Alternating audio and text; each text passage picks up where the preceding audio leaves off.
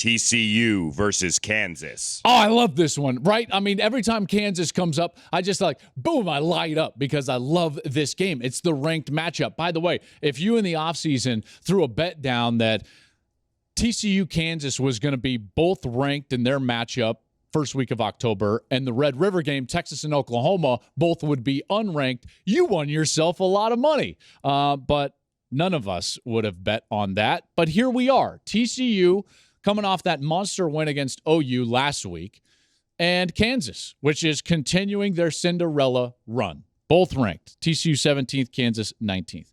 TCU is favored by 7. Now, you might think to yourself, hey, isn't that a lot? Isn't Kansas, Joel, really good? Yes, I do think Kansas is good. They are obviously much better. They've got a great quarterback who's playing at an incredibly high level in Jalen Daniels. The problem for Kansas in this game is that TCU's quarterback and offense in general is playing at an even higher level than they are. TCU right now is the number 2 total and scoring offense in America. And Kansas, if there is a weakness, and there is, right? They're building. You got to allow them some time to build. Their weakness would be on the defensive side of the football. They're 80th in the country right now in total defense and 62nd in scoring defense. All of those numbers, let's not get tied up into the numbers. TCU is a bad matchup for Kansas. They are.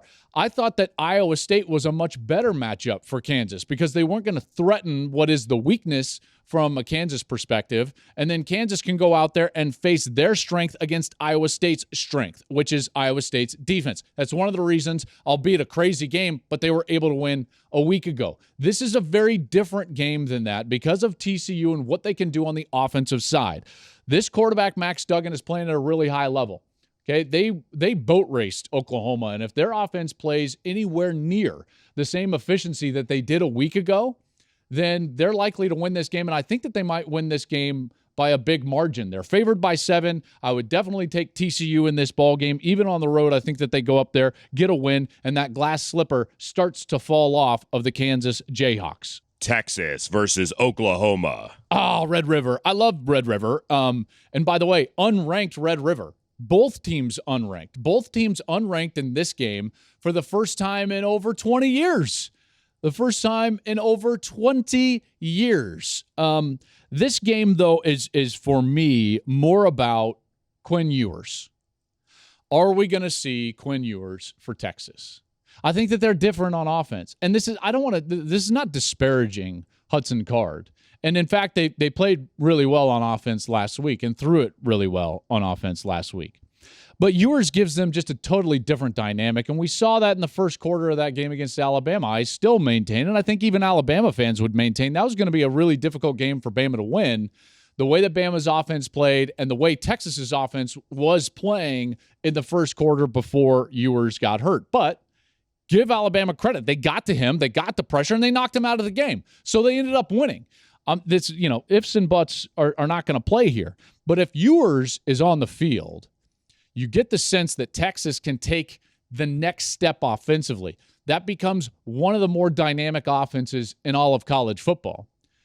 They've got 5 five-star players starting on that offense if Ewers is their quarterback. And Oklahoma right now has the 109th best pass defense in the country. That's not going to cut it. Oklahoma's defense is not playing anywhere near what they need to play moving forward to be even good in this very deep Big 12.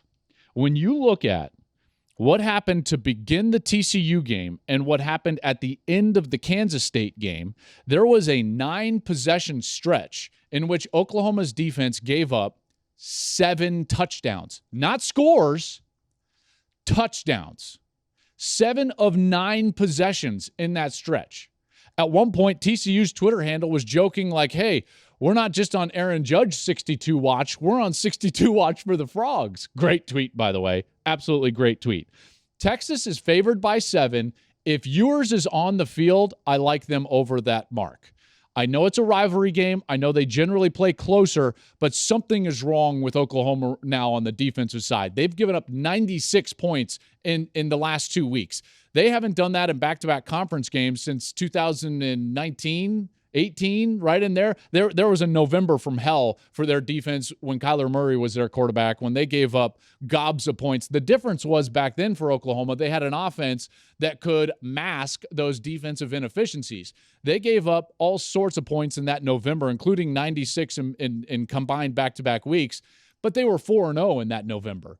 They're 0-2 in this 2-week stretch, giving up 96 points. And if they're facing anywhere close to a healthy Texas offense, then I like the Longhorns in that one. Next. Hey, thanks for watching. If you enjoy that clip, make sure you click subscribe somewhere down here.